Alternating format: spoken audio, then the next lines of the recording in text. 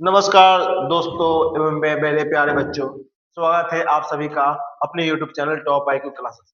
मैं प्रशांत सर के द्वारा आज आप लोग को समास बहुत ही खास ट्रिक के माध्यम से सिखाने जा रहा हूँ और ये आज के क्लास के बाद आप समास को नहीं भूलने वाले हो। जिस प्रकार शादी के बाद एक सास की इंपॉर्टेंस होती है, उसी प्रकार हिंदी में समास की इंपॉर्टेंस होती है।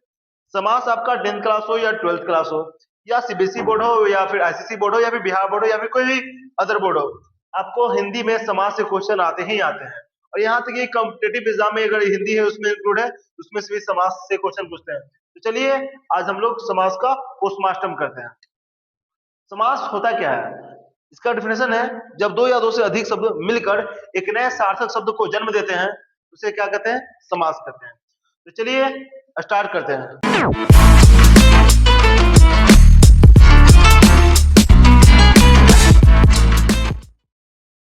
पहला सर आपका द्विगु समास। द्विगु समास सर क्या है? देखिए, द्विगु नाम से पता है, दुगो यानी किसी संख्या के बारे में बता रहा है। दुगो, द्विगु यानी दुगुला, दूरो, दुगो। तो यहाँ देखो, द्विगु का इसका पहचान करने का तरीका है, पहला पद सर संख्यावाचक होगा। फिर से बोल रहे हैं, पहला पद क्या होगा? संख्यावाचक, यानी किसी संख्या को इंडिकेट करेगा, किसी संख्या को इशारा करेगा। कैसे तुम इशारा करते हो? हाँ, उसी बहुत को। तेज हाँ, हो रहा है। देखो, तो उसको इशारा नहीं करना, संख्या को जो इशारा करेगा। जैसे सर त्रिशूल, सर इसमें संख्या क्या है सर? पहला क्या है? त्रि मीन्स क्या होता है? तीन। शूल मतलब काटा, यानी शंकर भगवान के त्रिशूल जिसमें क्या हो? तीनों काटा हो, यानी क्या है? त्रिशूल। त्रि क्या है सर?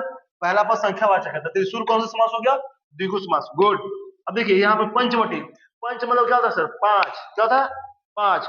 पंचवटी, इसमें पंच क्या है? ये पहला कोई पद जो है वो तुम्हारा संख्यावाचक है, तो ये सर पंच जो है पांच की ओर इशारा कर रहा है। मीनिंग अगर नहीं समझ में आया कोई दिक्कत नहीं है, खाली आप पहला पद देखिए ना, आपको डॉक्टर उसका नहीं बनना है। तो पंच क्या है सर? पांच को इशारा कर रहा है, यानी द्विगु समास है। चौराहा यानी चार राहों का समूह। चौराहा यानी चौराहा, ये क्या है? चार क्या है आपका? संख्या है सर, कोई संख्या को इंडिकेट कर रहा है, तो ये भी सर क्या हो गया सर? द्विगु समास। आपका अगला है सर नवरात्रि, यानी नवरात्रि। कितना? नवरात्रि। तो सर जो पहला पद क्या है सर? संख्यावाचक है। एक दो तीन चार पांच क्या है सर? नौ क्या है सर? संख्या है। ये क्या है आपका? द्विगु समास हो गया। फिर आपका यहाँ है चतुर्भुज, यानी वैसा भुजा, ठीक है, वैसा मतलब आकृति जिसमें कितना हो? भुजो चार हो, चतुर्भुज हो, यानी पहला पद क्या है आपका? संख्यावाचक है, तो सर क्या हो जाएगा? बोलिए। हाँ, द्विगु समास। फिर है सर तिरंगा। अभी जस्ट कुछ दिनों में आप लोग इसे फहराने वाले हो, तिरंगा को देखते अरे ये तो द्विगु समास है कि नहीं? तो तीन रंग है, यानी तीन रंग इसमें हो, तो सर तिरंगा का कौन सा समास हो गया? द्विगु समास। क्लियर है? देखिए यहाँ पर जैसे चतुर्भुज था, तो ये क्या है सर? द्विगु समास है। उसी प्रकार त्रिभुज होगा जिसमें से तीन भुज हो, तीन भुजा हो। सर और क्या हो सर एग्जाम्पल? और सर हाँ देखिए, सप्तऋषि क्या हो जाएगा सर? सप्तऋषि, सप्तऋषि। देखिए, तो सप्त ये सर क्या है? सप्त यानी जो पहला जो पद है वो क्या है? सात की ओर इशारा कर रहा है। सात क्या है सर? संख्या है, यानी सात ऋषि, सप्त ऋषि यानी सात ऋषि। ये सर क्या हो गया सर? बोलिए। हाँ, ये भी द्विगु समास हो जाएगा। फिर आपका सप्ताह यानी 7 दिनों का समूह, क्या हो जाएगा सर? द्विगु समास। यानी जिसका भी पहला पद क्या होगा सर? संख्यावाचक होगा। आप फटाक से उसको करिएगा, क्या होगा? द्विगु समास होगा। क्लियर है? A few moments later. आइए हम लोग दूसरा समास की ओर बढ़ते हैं। दूसरा में आपका है सर द्वंद्व समास। सर द्वंद्व जो लिखा हुआ है सर कैसे लिखा हुआ है जरा देखिए ध्यान से। सर द्वंद्व में देख रहे हैं हम क्या? सर आगे भी द में व लगा हुआ है, लास्ट में भी द में व लगा हुआ है, यानी दोनों आगे वाला पीछे वाला दोनों क्या बराबर है। इसी प्रकार बस यही आपका इशारा कर दिया। इशारा समझ रहे हो ना? ये सब इशारे कर रहे हैं, समझ जाओ कैसे इशारे हैं। सर इसका क्या होगा पहचाने का तरीका? दोनों पद की समान यानी बराबर, दोनों शब्द की, दोनों पद की समान प्रधानता होगी, यानी बराबर बराबर होगा। जैसे सर माता पिता, माता और पिता दोनों क्या है सर? दोनों बराबर है, दोनों की प्रधानता है, दोनों ही पूजनीय है। अगला क्या है? भाई बहन। जिस प्रकार भाई और बहन दोनों क्या है? बराबर प्रधानता है। अगला है सुख दुख, दिन रात। सुख दुख भी हो गया, दिन रात हो गया। दाल रोटी, हाँ इस पे तो तुम लोग का ध्यान देवे करता है। छह छह रोटी दबाता है ना रे। ये देखो हमारे क्लास में गजोधर है, ये 8 रोटी एक बार में खाता है। इसको कहते कम खाओ, तो ये 10 गो रोटी दबा के खाएगा। आओ मोटा जाएगा, पढ़ने पे ध्यान दो। चलो, दाल रोटी आपको हो जाएगा। फिर क्या? करण अर्जुन हो जाएगा।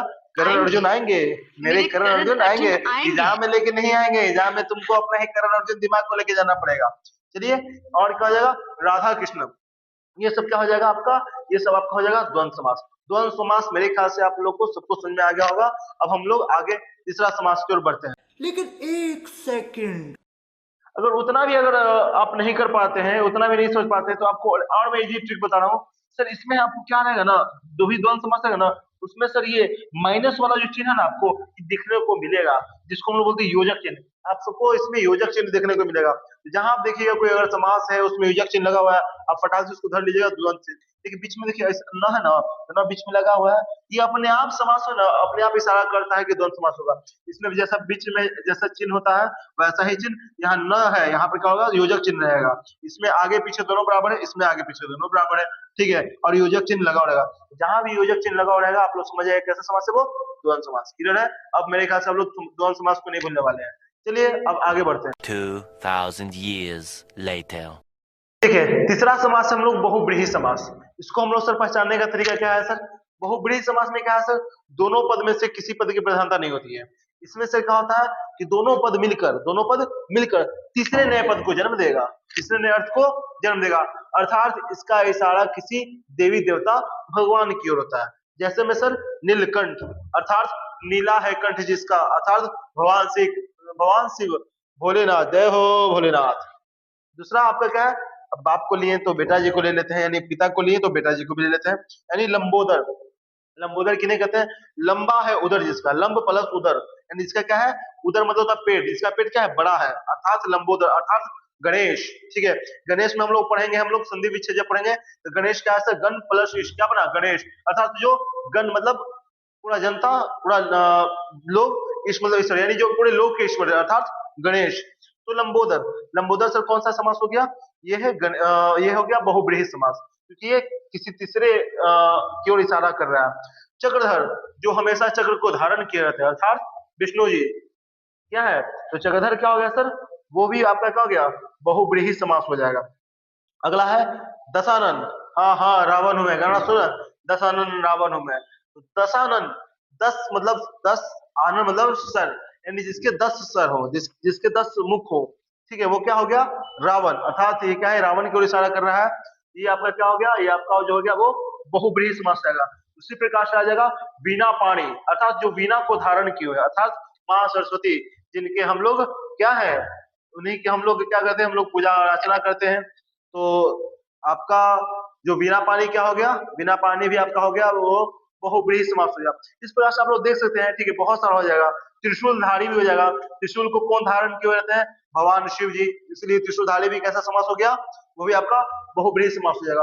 और क्या हो सकता है सर, त्रिलोचन, अर्थात जिसका 3 लोचन मतलब 3 नेत्र है, 3 नेत्र किसका होता है, भगवान शिव का, वो भी आपका कौन सा समास हो जाएगा, बहुब्रीहि समास हो जाएगा। और आपका गंगाधर, गंगाधर यानी जो गंगा को धारण किए हुए है, यानी हम लोग देख रहे हैं भगवान शिव का ही बहुत सारा नाम है गंगाधर, तो वही गंगाधर भी कैसे समास हो जाएगा, बहुब्रीहि समास हो जाएगा। क्लियर है? यानी इसमें क्या होगा कि 2 पद मिलकर किसी तीसरे नए अर्थ को जन्म देंगे। क्लियर है? चलिए हम लोग अब क्या करेंगे, अब आप लोग को ये एक बार फिर से हम लोग इसको रिकॉल कर लेते हैं, फिर से एक बार तीनों को रिवीजन कर लेते हैं। पहला में सर हम लोग पढ़े थे, जो वो क्या था, पहला में था सर हम लोग का द्विगु समास। द्विगु समास का सर उदाहरण क्या था, वैसा समाज जिसका पहला पद क्या हो, संख्यावाचक हो, क्या हो, संख्यावाचक हो। जैसे में सर हम लोग देखे थे चौराहा, त्रिशूल, ये सब क्या हो जाएगा, ये सब आपका क्या हो जाएगा, त्रिनेत्र, ये सब आपका हो जाएगा आपका क्या, द्विगु समास। उसके आगे बात था द्वंद्व समास। तो द्वंद्व समास में क्या था, दोनों शब्द की समान प्रधानता थी, जैसे माता पिता, भाई बहन, सुख दुख, दाल रोटी, ये सब। और तीसरा में भी हम लोगों ने बहुब्रीहि समास को देखा। और आगे आपके 3 समास इसमें बच गए हैं। तो अगर आप लोग चाहते हैं कि इसी तरीके से ट्रिक के माध्यम से मैं बाकी भी तीनों समास को इजी वे में आप लोग को समझा दूं, इस वीडियो पे कम से कम तो यार 50 लाइक आना ही चाहिए। तो अगर इस वीडियो पे 50 लाइक है, उससे ज्यादा लाइक आते हैं या फिर 50 कमेंट आते हैं, तो मैं आपको क्या करूंगा कि बाकी जो 3 समास जो बच गए हैं उसको मैं ट्रिक के माध्यम से ही आप लोग को सिखा दूंगा। और इसको आप लोग अगर आपको ये वीडियो पसंद आया तो इसको लाइक कमेंट और शेयर दबा कर कीजिए। और आप लोग का देखिए, मेरे अगर भगवान कहा जाए तो मेरे भगवान मेरे ऑडियंस है, मेरे विद्यार्थी हैं। तो आप ही लोग, अगर आप लोग का सपोर्ट नहीं रहेगा तो मैं कुछ नहीं कर पाऊंगा। हाँ, अगर आप लोग का सपोर्ट रहा तो मैं जिस टॉपिक पे आप लोग बोलोगे मैं उस टॉपिक पर आप लोग को सिखाऊंगा, और बिल्कुल नए तरीके से हम लोग सीखेंगे और इजी वे में सीखेंगे। तो चलिए तब तक के लिए हम लोग अगले वीडियो में मिलते हैं, तब तक के लिए जय हिंद।